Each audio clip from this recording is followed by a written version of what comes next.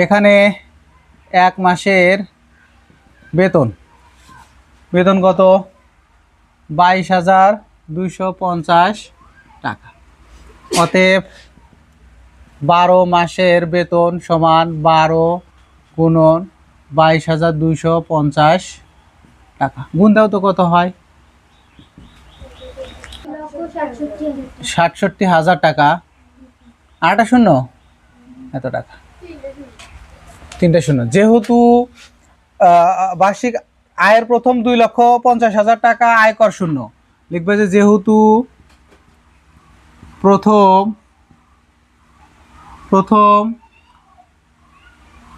2,50,000 টাকা আয় কর শূন্য, অতএব আয় কর যোগ্য টাকা সমান, দেখো আমার কথা ছিল 2,67,000 টাকা মাইনাস 2,50,000 টাকা। আমার কি করতে হবে? 2,50,000 টাকা আমাকে বাদ দিতে হবে। তাহলে কত থাকে দেখো তো?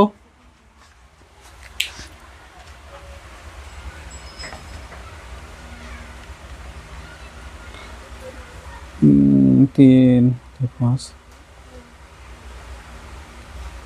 17,000 টাকা। এই 17,000 টাকাকে আমার কি করতে হবে? কর দিতে হবে। তাহলে যেহেতু আয়করের হার 10 টাকা, তাহলে 100 টাকায়, এখন 100 টাকায় কর দিতে হয় 10 টাকা। 1 টাকায় তাহলে আমার কি করতে হবে? কমে যাবে না টাকা? এই যে 1700 টাকায় কর দিতে হয়, তাহলে 1700 গুণন 10 ভাগ কত?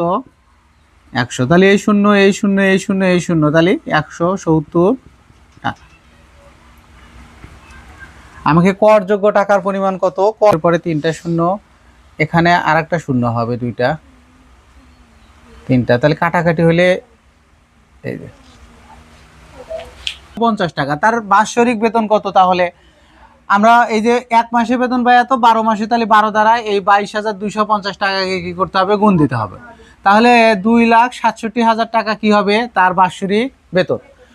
মোট যে টাকার পরে থাকলো এই 2,67,000 টাকা, এর থেকে সরকার বলছে যে যার সর্বনিম্ন বাৎসরিক 2,00,000 টাকা ইনকাম, তার কোনো কর দেওয়া লাগবে না। তাহলে যেহেতু প্রথম 2,50,000 টাকা কর শূন্য, তাহলে আমরা করযোগ্য তাহলে টাকা কত থাকে আমার সেটা আগে বের করতে হবে। তাহলে এই টাকা থেকে যখন আমি এই 2,50,000 টাকা বাদ দিব, তখন আমার 17,000 টাকা থাকে। এই 17,000 টাকাটা হচ্ছে কি? করযোগ্য টাকা। এই টাকাতে আমার কি করতে হবে? কর দিতে হয়। এখন 100 টাকায় কর দিতে হয় কত?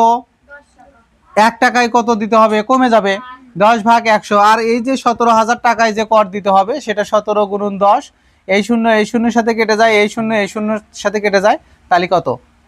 1700 টাকা। নাম্বার এখানে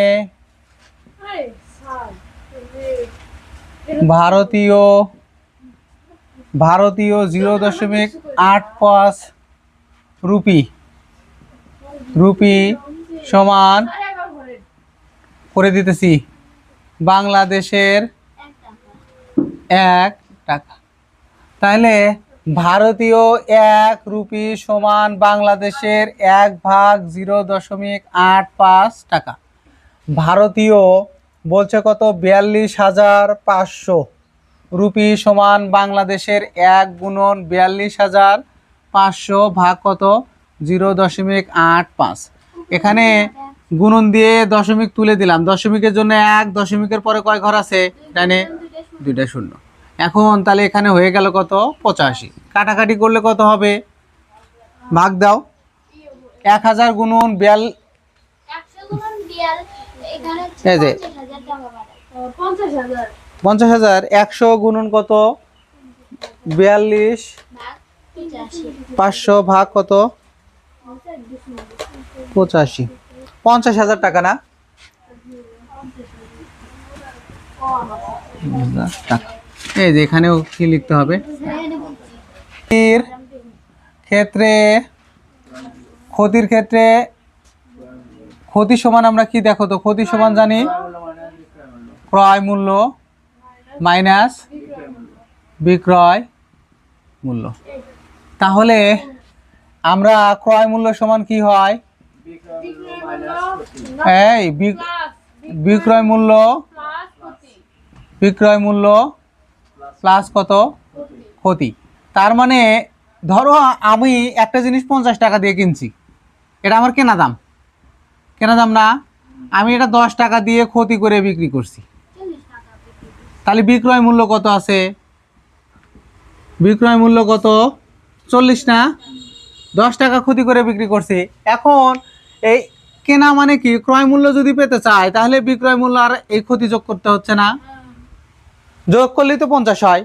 আর আমার এখানে কেনা দাম কত ছিল? 50। এই 50 যদি ক্রয় মূল্য পেতে চাই তাহলে বিক্রয় মূল্য আর ক্ষতি আমার কি করতে হয়? যোগ করতে হয়। তাহলে এখানে ক্রয় মূল্য সমান বিক্রয় মূল্য যোগ ক্ষতি। আর লাভের ক্ষেত্রে আমরা ক্রয় মূল্য সমান কি জানছিলাম? এই বিক্রয় মূল্য মাইনাস কত? লাভ।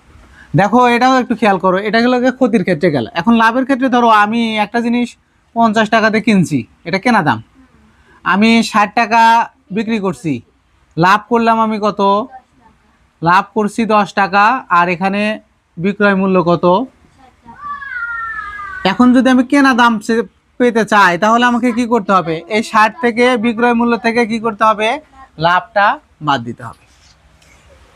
এখন এই অঙ্কটা, এই লাভের ক্ষেত্রে ক্রয় মূল্য হচ্ছে বিক্রয় মূল্য মাইনাস লাভ, ক্ষতির ক্ষেত্রে ক্রয় মূল্য হচ্ছে বিক্রয় মূল্য যোগ ক্ষতি। লাভের ক্ষেত্রে হয় বিয়োগ, ক্ষতির ক্ষেত্রে হয় কি? যোগ। ক্রয় মূল্য পেতে গেলে হয় কি? যোগ। এখন এই 11 নম্বর বলছে যে 400 টাকা বিক্রি করলে যত ক্ষতি হয়, ধরি দেখো 400 টাকা বিক্রয় করলে ক টাকা ক্ষতি হয়।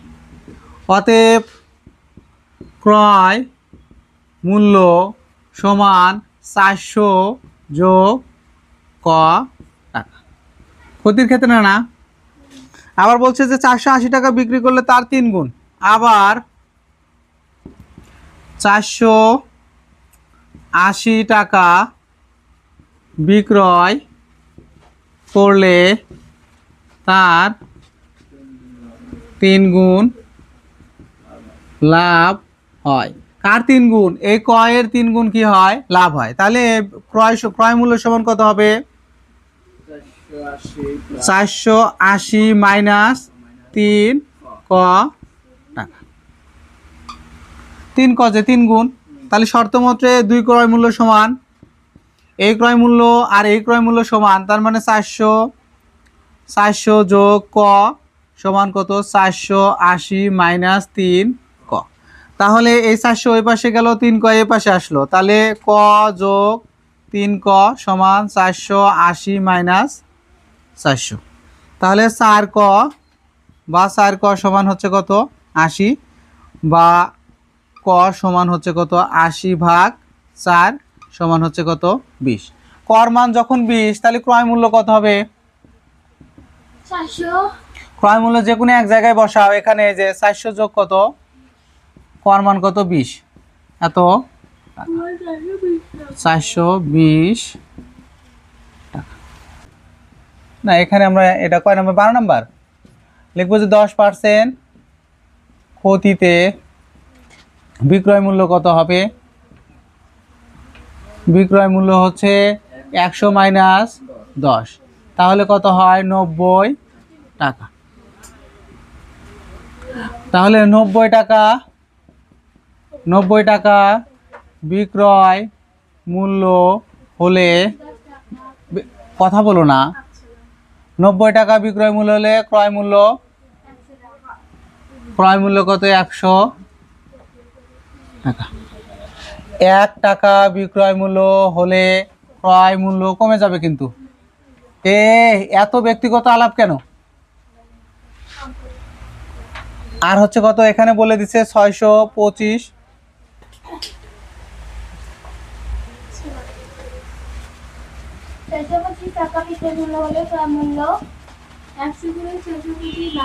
625 ভাগ কত? 90। কাটাকাটি করলে কত আসছে? 6 9 4 4 টাকা।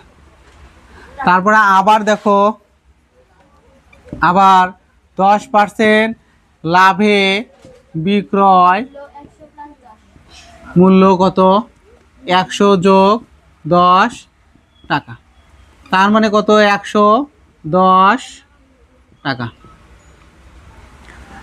তাহলে 100 টাকা ক্রয় মূল্য হলে বিক্রয় মূল্য কত? 110 টাকা। 1 টাকা ক্রয় মূল্য হলে বিক্রয় মূল্য কমে যাবে। 110 ভাগ কত? 100 টাকা। আর এখানে কত? 694.4 টাকা ক্রয় মূল্য হলে বিক্রয় মূল্য 110 গুণন 694.4 ভাগ কত? 100 টাকা। তাহলে কাটাকাটি করলে কত আসে?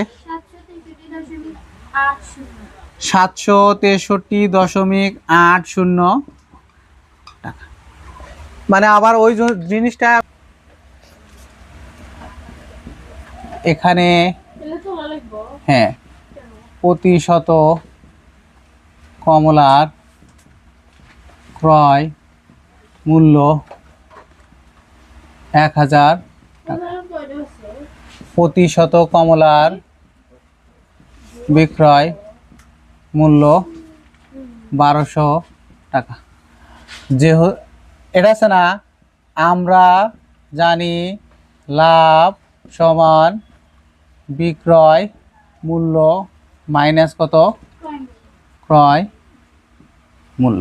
তাহলে বিক্রয় মূল্য কত আছে এখানে? 1200 টাকা মাইনাস কত? 1000 টাকা। তাহলে কত হয়? 200 টাকা। ক্রয় মূল্য কত? 1600 টাকা। বিক্রয় মূল্য কত? বিক্রয় মূল্য হচ্ছে 1500 টাকা। তাহলে আমরা জানি, দেখো তো বিক্রয় মূল্য কি এখানে কম না, আর ক্রয় মূল্য কি বেশি। তাহলে ক্ষতি হচ্ছে। ক্ষতি সমান কি হবে? ক্ষতি সমান ক্রয় মূল্য মাইনাস বিক্রয় মূল্য। তাহলে এখানে ক্রয় মূল্য আমার 1600 টাকা আছে, আর এখানে আছে কত? 1500 টাকা। বাদ দিলে কত হবে?